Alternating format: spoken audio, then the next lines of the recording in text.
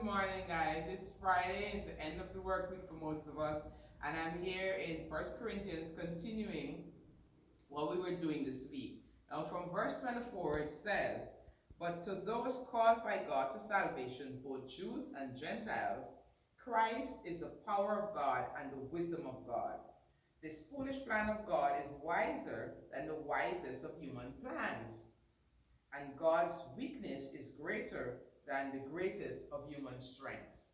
I want to remind us today of the awesomeness of God's power and his strength versus human strength, and his wisdom versus human wisdom. Look at the very plan of salvation. Here it was, as far as the devil knew, he sent his greatest prophet ever. This guy was healing the sick and raising the dead and doing all sorts of things. If I should just kill him, that's it. This guy is supposed to be the son of God. If I kill him, he doesn't get to fulfill purpose. But he did not understand that his very purpose was to die for the sins of the world. And so when he died, Christ laid down his life for all of us. And his shed blood now became the ultimate sacrifice. Because he was without sin, he became the ultimate sacrifice. And his shed blood not only cleansed him, but it also cleansed the entire world. It was able to now clean everybody from their sins. If the devil knew that that was what was going to happen, he would not have been so eager to kill Christ.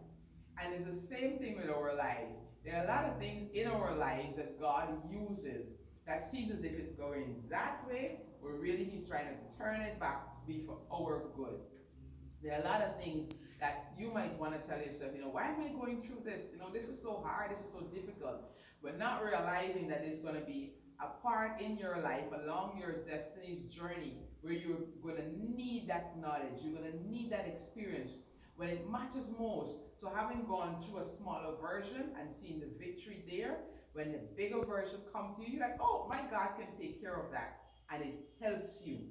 It seems foolish at the time, but God uses it. There are many, many, many things in our lives that happen that way. And understand, he's stronger than anything else. Look at forgiveness. Most people are like, oh, they did something bad to me. No, no, no, no. They don't deserve my attention. But when you give it up, you forgive and you let go, there's a power that comes alive within you, following kingdom principles of forgiveness that allow you to now walk in God's perfect plan for your life. And there's no bitterness, there's no envy, there's no nothing else that can hinder the move of God in your life.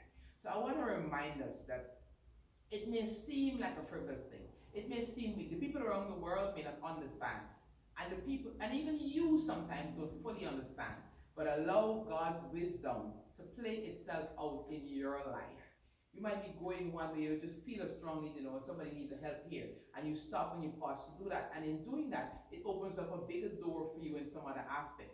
They may seem foolish, but God uses the foolish things to confound the wise and unfold his divine destiny in your life. That's my reminder to you today. Understand that. And he's stronger than any power that can come up against you. There was one time when they had like about millions of people, 3 different great nations coming up against the people of Israel. And then God, in his strength, one night, one angel, and that was it. One prayer, one answer. And that's it for the enemy's work in your life, in a particular area, in anything. So understand that and know that God is stronger and wiser than anything around you. Trust him. Continue to look to him and not to man. Have a wonderful Friday and a beautiful weekend. And remember, he loves you and I do too. Be blessed.